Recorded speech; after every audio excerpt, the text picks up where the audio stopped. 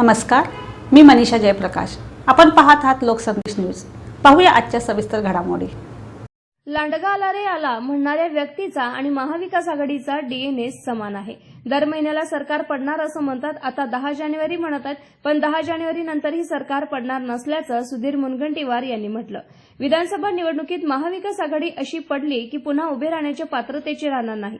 राहुल गांधी पंतप्रधान पदाचे उमेदवार सांगणं म्हणजे संजय राऊत हे नरेंद्र मोदी यांना अप्रत्यक्ष मदत करत आहेत असा टोला सुधीर मुनगंटीवार यांनी लगावला। राहुल गांधी पंतप्रधान होणार म्हटलं की मतदान भाजपला जातं। ममता बॅनर्जी यांना हे कळलेलं आहे, त्यामुळे त्या राहुल गांधी यांच्या मागे गेल्या नाहीत। धोका आहे हे त्यांनाही कळलं असेल। जान बची तो लाखो पाय। मतदारसंघात गडबड झाली तर देशाचं नेतृत्व कसं करणार? मतदारसंघात थांबण्यासाठी सुप्रिया सुळे यांना खूप खूप शुभेच्छा। आम्ही बारामती लोकसभा जिंकू, त्यावेळी खूप कमी अंतर असेल असंही सुधीर मुनगंटीवार यांनी म्हटलंय। राहुल गांधींच्याकडे सर्व गुण आहेत, त्यामुळे पंतप्रधानपदी ते बघा, एक गोष्ट तुम्ही लक्षात घ्या, शेवटी संजय राऊत हे अप्रत्यक्ष माननीय मोदीजींनाच मदत करण्यासाठी ही घोषणा करताय। तुम्ही एक गोष्ट लक्षात घ्या की माननीय मोदीजी आपल्या कर्तृत्वाने, आपल्या विकासाने, आपल्या प्रगतीने, आपल्या भाषणातल्या शब्दांनी जनतेने भाजपला मतदान करावं यासाठी प्रभावित करतात। पण मी राहुल गांधीजींना धन्यवाद देईल, ते त्यांच्या शब्दांनी, त्यांच्या भाषणाने लोकांना भाजपला मतदान करण्यासाठी मजबूर करतात। त्यामुळे राहुल गांधीजी देशाचे पंतप्रधान होणार असा भाव व्यक्त केल्याबरोबर हे दीदी ममतांना समजलं, म्हणून ते राहुल गांधींच्या मागे उभे राहिले नाही। जेव्हा की आज त्यांच्याकडे शिवसेना उद्धव बाळासाहेब ठाकरे यांच्या पक्षापेक्षा जास्त खासदार आहेत, पण त्यांनी सुद्धा राहुल गांधींचं नाव घेतलं नाही। त्यांच्या लक्षात आहे की राहुल गांधीजी पंतप्रधान होणार असं म्हटलं तर मग मतदान भाजपकडे जास्त जाते।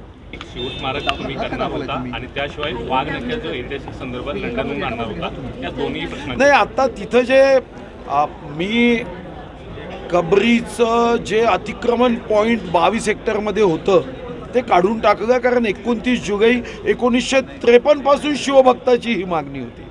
खरं तर याकडे धार्मिक नजरेने काही लोक बघतात, काही तुष्टीकरणाच्या नजरेने बघतात, मताचे लाचार असणारे नेते मताच्या दृष्टिकोनातून बघतात। खरं तर हा धार्मिक विषय नाही। रावण अत्याचारी होता, व्यभिचारी होता। रावणाचं आपण दहन करतो ना, तो हिंदू होता। मग याला आपण धार्मिक दृष्टीने पाहत नाही। जो वाईट असेल, जो अत्याचारी असेल, जो दृष्टबुद्धीचा असेल, जो स्वतःला आलमगीर समजत असेल, जो गाझी समजत असेल, जो अत्याचार करण्याच्या भूमिकेने जेव्हा आमच्या स्वराज्यावर चालून आला, तर तो आमचा आदर्श कसा होऊ शकतो? त्याचं उदात्तीकरण कसं होऊ शकतं? जेव्हा आपण त्या ठिकाणी 5 नोव्हेंबरला हा विषय माझ्याकडे आला, 10 नोव्हेंबर 2022 हा महाशिवप्रताप दिवस होता। त्याच दिवशी अफझल खानाचा कोतळा हा छत्रपती शिवाजी महाराजांनी वाघनखांनी काढला होता, आणि मग त्याच दिवशी आपण त्यांचं पॉईंट 22 हेक्टरचं जे काही अतिक्रमण त्यांनी दृष्ट विचाराने केलं होतं ते काढून टाकलं। मग तेव्हा मागणी आली की वाघनख आणलं पाहिजे। मग मी त्याच्या संदर्भात पाठपुरावा सुरू केला।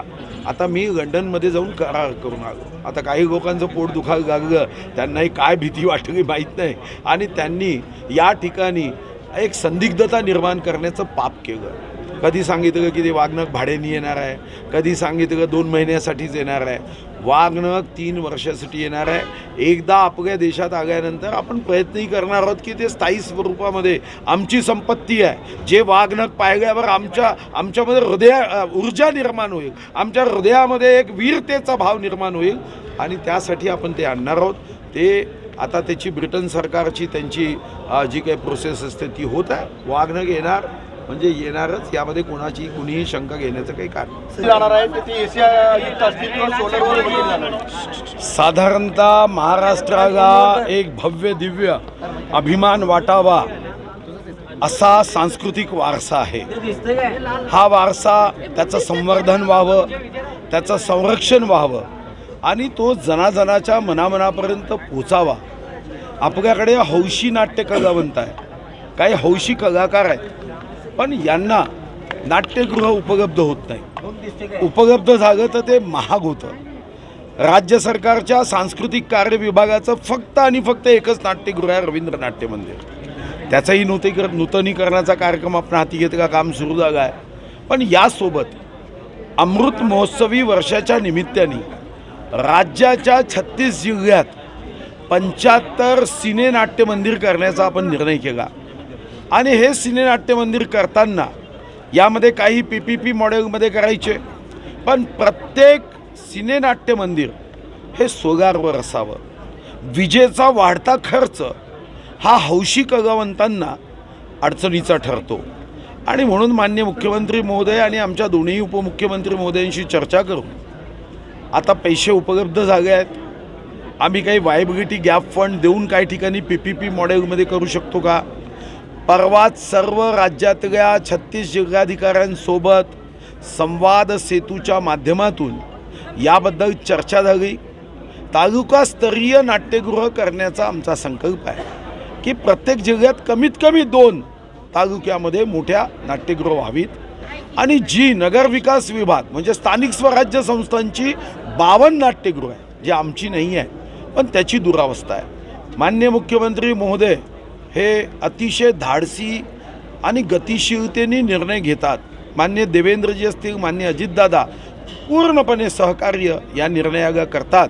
नगर विकास विभागातून आपण काही निधी उपलब्ध करून घेणार आहोत की स्थानिक स्वराज्य संस्थेमध्ये अतिशय जर्जर दुर्दशा झालेल्या या नाट्यगृहांना अजून ऊर्जित अवस्था यावी, यासाठी सरकारच्या वतीने स्थानिक स्वराज्य संस्थेलाही निधी आपण देणार आहोत. यासोबत हा आपला सांस्कृतिक महावारसा पोचावा, त्या ठिकाणच्या स्थानिक कलावंतांना संधी मिळावी, म्हणून प्रत्येक जिल्हास्थानी यावर्षी एक विशेष बाब म्हणून आपण 2 कोटी रुपये जिल्हाधिकाऱ्यांना उपलब्ध करून दिले आहेत.